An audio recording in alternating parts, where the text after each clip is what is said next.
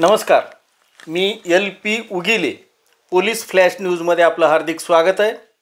वेद विधानसभेचे या संदर्भामध्ये आज आपल्यासोबत आहेत लातूर जिल्ह्याचे लोकप्रिय खासदार आदरणीय डॉक्टर शिवाजीराव काळगे साहेब. त्यांच्याशी आपण विधानसभेच्या संदर्भाने काही प्रश्न विचारणार आहोत. सर्वप्रथम काळगे साहेबाचं पोलीस न्यूजमध्ये हार्दिक स्वागत सर. नमस्कार. तर सर, विधानसभेच्या संदर्भामध्ये उदगीर आणि अहमदपूर हे दोन विधानसभा मतदारसंघ वगळले तर आपल्याला बहुमत आहे आणि येणाऱ्या विधानसभेच्या दृष्टीनं तुमची काय भूमिका राहणार आहे ह्या 6 विधानसभा मतदारसंघासाठी? लातूर लोकसभा मतदारसंघामध्ये 6 विधानसभा क्षेत्र येतात आणि 6 विधानसभा क्षेत्र येत्या काळामध्ये लढवत असताना हे सर्व महाविकास आघाडीच्या माध्यमातून 6 मतदारसंघ हे लढवले जातील आणि 6 मतदारसंघामध्ये महाविकास आघाडी एकसंघपणे जो कुठला उमेदवार राहील त्या उमेदवाराच्या पाठीशी एकसंघपणे राहून काम करेल अशीच स्ट्रॅटेजी यामध्ये राहणार आहे. या मतदारसंघातली जनता, विशेषतः पूर्ण महाराष्ट्रातली जनता ही महायुतीच्या कामाच्या बाबतीमध्ये सध्या नाराज आहे आणि विशेषतः महाराष्ट्रामध्ये सेंट्रल गव्हर्नमेंटपेक्षा स्टेट गव्हर्नमेंटवरचा रोष हा जनतेमध्ये जास्त आहे. कारण ज्या पद्धतीनं मागच्या 3 वर्षामध्ये राजकारण महाराष्ट्रामध्ये झालं ते सर्वसामान्य जनतेच्या कुणालाही मनाला पटलेलं नाही आणि त्याचा विरोध नक्कीच आम्हाला येत्या विधानसभा निवडणुकीमध्ये मतपेटीतून दिसेल अशी अपेक्षा आहे. लोकसभेला उदगीर आणि अहमदपूरमध्ये भारतीय जनता पक्षाला मताधिक्य मिळालं. विधानसभेसाठी काही अशी वेगळी स्ट्रॅटेजी आहे का की ह्या 2 मतदारसंघामध्ये काही बदल होईल? यावेळी नक्कीच आणखी जास्त जोमानं आणि आणखी जास्त एकजुटीनं ह्या दोन्ही मतदारसंघामध्ये महाविकास आघाडीचे सगळे कार्यकर्ते काम करतील आणि उमेदवार जे दिले जातील ते नक्कीच सर्वसामान्याला ॲक्सेप्टेड असतील असेच उमेदवार ह्या दोन्ही मतदारसंघामध्ये देण्याचा प्रयत्न महाविकास आघाडीचा आहे. कारण महाविकास आघाडीला एक सीट आता महत्त्वाची आहे. येत्या सरकार स्थापनेच्या संदर्भात जर विचार केला तर प्रत्येक सीट ही म्हणजे अटीतटीची आहे अशी समजूनच महाविकास आघाडी यामध्ये काम करणार आहे आणि मला खात्री आहे की ज्या चुका लोकसभेच्या इलेक्शनच्या दरम्यान महाविकास आघाडीकडनं झाल्या असतील त्या नक्कीच सुधारून त्यामध्ये नक्की या दोन्ही मतदारसंघामध्ये सुद्धा विजयश्री खेचून आणण्यासाठी प्रयत्न केला जाईल. सर, एक थोडंसं पर्सनल प्रश्न विचारतो की उदगीर विधानसभा मतदारसंघाचे इच्छुक उमेदवार म्हणून आणि शक्यतो शरदचंद्र पवार साहेबाच्या राष्ट्रवादी काँग्रेसकडून माजी खासदार सुधाकरराव श्रंगारे हे इच्छुक आहेत. जर ते महाविकास आघाडीकडून उमेदवार झाले तर तुमची काय भूमिका राहील? महाविकास आघाडीच्या माध्यमातून उमेदवार कोणी जरी आला तर त्याच्या पाठीशी आम्ही खंबीरपणे उभे आहोत.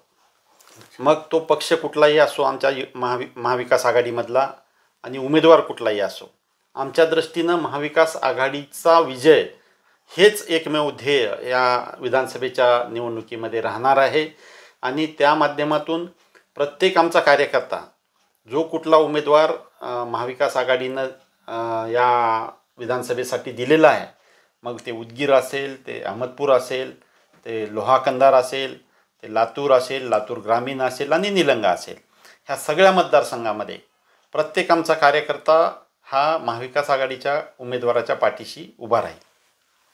धन्यवाद. बरं, आणखी एक मला प्रश्न असं विचारायचं आहे की तुम्ही खासदार म्हणून आता विकासाच्या संदर्भात तुमच्या काय कल्पना आहेत प्रत्येक विधानसभा मतदारसंघाच्या दृष्टीनं? उमेदवार म्हणून जनतेने जो आशीर्वाद माझ्या पाठीशी उभा केला आहे, आता मी महाविकास आघाडीचा जरी खासदार असलो तरी या मतदारसंघातल्या 21 ते 22 लाख मतदारांचा मी खासदार आहे आणि माझी भूमिका ही प्रत्येकाला न्याय देण्याची आणि प्रत्येक मतदारसंघामध्ये जास्तीत जास्त आपल्याला कसं जनतेसाठी काम करता येईल त्याचा प्रामाणिक प्रयत्न येत्या 5 वर्षामध्ये माझ्याकडनं केला जाईल. यामध्ये जातपात पक्ष ह्या गोष्टीला फार महत्त्व न देता सर्वसामान्याच्या गरजेची कामं करण्यावर माझं भर राहणार आहे. यामध्ये विशेषतः मी नुकतीच गडकरी साहेबांना भेटून लातूर टेंभुर्णी मार्ग असेल, जो सगळ्यांच्या खूप मोठा जिव्हाळ्याचा विषय आहे, लातूरसाठी वंदे भारत ट्रेन असेल, लातूरचं एअरपोर्ट चालू करण्याच्या दृष्टीनं मागणी केलेली आहे. येत्या काळामध्ये उदगीरच्या बाबतीमध्ये इथली जी मिल्क पावडर स्कीमचा जो प्रोजेक्ट होता, तो प्रोजेक्टच्या पुनर्जीवनाबद्दल मी लोकसभेमध्ये प्रश्न मांडला होता आणि नक्कीच येत्या काळामध्ये त्यासाठी पाठपुरावा करून महाराष्ट्र शासनानं तो भंगारमध्ये काढलेला आहे. आता जी काही म्हणजे प्रोसेस इनिशिएट केली गेली त्यामध्ये जे राजकीय ह्याच्यामध्ये कुणाचे स्वार्थ असतील काय असतील तर त्यासाठी सुद्धा उदगीरमधल्या जनतेनी भंगार नेण्यापासून त्या म्हणजे एजन्सीला रोखलेलं आहे आणि सरकारला या गोष्टीचं उत्तर द्यावं लागणार आहे. कारण भंगार विक्रीमध्ये सुद्धा काही प्रमाणात काही अफरातफर झाली का, हा सुद्धा प्रश्न काही सामान्य नागरिकाकडनं विचारला जातो आहे. कारण मागच्याच काळामध्ये ह्या भंगाराची विक्री ही जास्त पैशाला झाली होती आणि आता नुकतंच जो डील झाली त्याच्यामध्ये कमी पैसे सरकारला मिळत आहेत, अशी ओरड सर्वसामान्य जनतेकडून आहे. आणि जरी म्हणजे ह्यामध्ये कुठली प्रोसेस चुकीची झाली असेल तर नक्कीच त्या बाबतीत जनता सरकारला जाब विचारणार आहे. येत्या काळामध्ये सेंट्रल गव्हर्नमेंटच्या माध्यमातून ह्या प्रोजेक्टचं पुनरुज्जीवन करण्याच्या दृष्टीने परत पाठपुरावा दिल्लीतून होईल आणि नक्कीच या प्रोजेक्टला न्याय देण्याचं काम येत्या काळामध्ये केलं जाईल. दुर्दैवाने मागच्या काळामध्ये लोकल नेत्यांनी मागच्या त्यांच्या इलेक्शनमध्ये हा अजेंडासुद्धा ठेवलेला होता, पण यामध्ये ते काही फारसं करू शकले नाहीत. या गोष्टीचं वाईट वाटतं, कारण एवढा चांगला प्रोजेक्ट जो की महाराष्ट्रामध्ये एक मला वाटतं पहिला प्रोजेक्ट असावा हा दूधबुकटी प्रोजेक्ट, आणि इतक्या चांगल्या पद्धतीनं डेव्हलप केलेला प्रोजेक्ट हा बंद पडला आणि शेतकऱ्यांना जो न्याय मिळणं अपेक्षित होतं या प्रोजेक्टच्या माध्यमातून त्यामध्ये सरकार न्याय देण्याला कमी पडलं. पण येत्या काळामध्ये हा न्याय देण्यासाठी हा प्रोजेक्ट चालू होणं गरजेचं आहे आणि ती उदगीरकरांची सुद्धा एक प्रकारची अस्मिता ह्या प्रोजेक्टशी जुळलेली आहे आणि नक्कीच येत्या काळामध्ये ह्या प्रोजेक्टचं पुनरुज्जीवन करण्याच्या दृष्टीनं प्रयत्न माझ्याकडनं केला जाईल.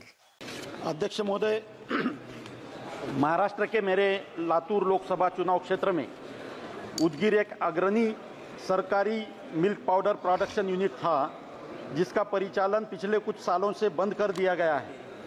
विगत वर्षों में इस यूनिट को पुनः शुरू करने की कई बार कोशिश हुई, लेकिन सफलता नहीं मिली. इसके बाद राज्य सरकार ने इस प्रोजेक्ट के पुनरुत्थान के लिए इसे राष्ट्रीय डेयरी विकास बोर्ड को सौंपे जाने के लिए केंद्र सरकार के पास काफ़ी समय पहले एक प्रस्ताव भेजा था.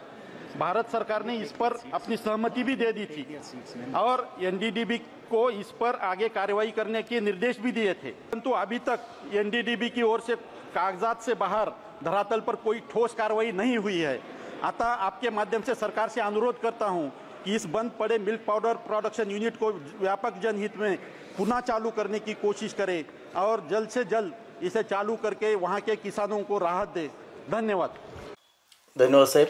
दुसरा एक असा प्रश्न आहे की तुम्हाला निलंग्यामधून खूप मोठी लीड मिळालेली आहे, तर आता ती जागा जर राष्ट्रवादी काँग्रेसला सुटली किंवा मित्रपक्षाला दुसऱ्या सुटली तर आपली काय भूमिका राहील?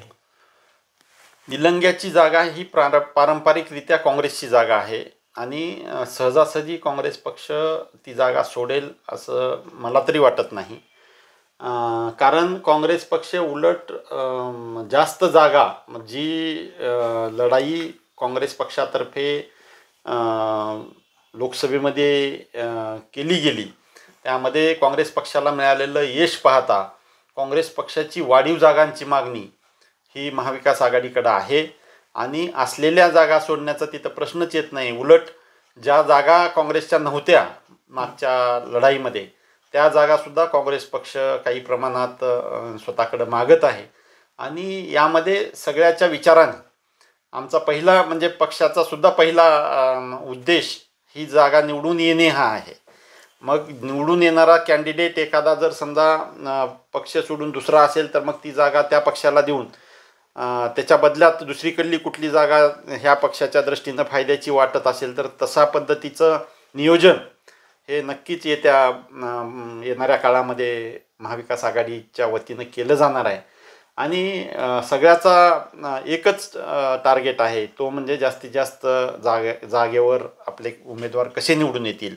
मग पक्ष राष्ट्रवादी काँग्रेस शरद पवार साहेबांचा गट आहे का, उद्धव बाळासाहेब ठाकरे शिवसेना आहे का, काँग्रेस राष्ट्रीय काँग्रेस पक्ष आहे, हे आमच्या दृष्टीनं महत्त्वाचं नाही. तर येत्या काळामध्ये तिथला विजय हा जास्त महत्त्वाचा आहे. धन्यवाद साहेब. उदगीरच्या जागेच्या संदर्भात काँग्रेसच्या कार्यकर्त्याची खूप आग्रही मागणी आहे, त्या संदर्भामध्ये आपली काय भूमिका राहील? काँग्रेसचा कार्यकर्ता म्हणून जास्तीत जास्त जागा आम्ही मागणार आहेत. आता त्याच्यामध्ये ही जागा राष्ट्रवादी काँग्रेस शरद पवार गटांकडं आहे आणि येत्या काळामध्ये या वाटाघाटी जेव्हा होतील तेव्हा प्रत्येकाच्या परीनं ती जागा आपल्याकडं घेण्याचा प्रयत्न हा होणार आहे. आणि त्याच्यामध्ये काँग्रेसची भूमिका ही स्वतःसाठी जागा मागण्याची आहे आणि काँग्रेसला बऱ्यापैकी बहुमत ह्या परिसरामध्ये असल्याचं आम्हाला दिसतंय. ॲक्टिव्ह कार्यकर्ते आमचे काँग्रेस पक्षाचे इथं आहेत, त्यामुळं काँग्रेस पक्षाची मागणी ही रास्त आहे. त्यामध्ये जर समजा महाविकास आघाडीच्या बैठकामधून जर राष्ट्रवादी काँग्रेस शरद पवार साहेबांच्या गटाला जर जागा ही गेली तरीसुद्धा आमचे काँग्रेसचे कार्यकर्ते हे महाविकास आघाडीचा घटक पक्ष म्हणून त्यांच्या पाठीशी खंबीरपणे उभे राहतील याची मला खात्री आहे. लोकसभा निवडणुकीच्या वेळी आपण एक प्रचाराच्या सभेमध्ये असं वक्तव्य केलं होतं की मी निवडून आल्यानंतर प्रत्येक विधानसभा मतदारसंघामध्ये 1 महिन्याला एक भेट ठेवीन आणि जनता दरबारसारखं लोकांचे प्रश्न जाणून घेईन. त्या दृष्टीनं आपली काही तशी रचना झाली का? नक्कीच येत्या काळामध्ये तशा पद्धतीनं प्रयत्न होईल. जनता दरबार म्हणून नाही, पण नक्कीच प्रत्येक मतदारसंघामध्ये किमान एकदा महिन्यामधून संपर्काच्या दृष्टीनं फेरी करण्याचं नियोजन हे नक्कीच मी बोललेलो आहे. आणि आता ही माझी आजची उदगीरमधली भेट ही माझी जवळपास 4थी भेट आहे निवडून आल्यानंतरची, वेगवेगळ्या कारणासाठी वेगवेगळ्या कार्यक्रमासाठी म्हणून. आणि येत्या काळामध्ये सर्वसामान्य जनतेसाठी सुद्धा तशा पद्धतीनं भेटीचं नियोजन येत्या काळामध्ये केलं जाईल आणि सर्वसामान्याचे प्रश्न सोडवण्याला नक्कीच प्राधान्य दिलं जाईल.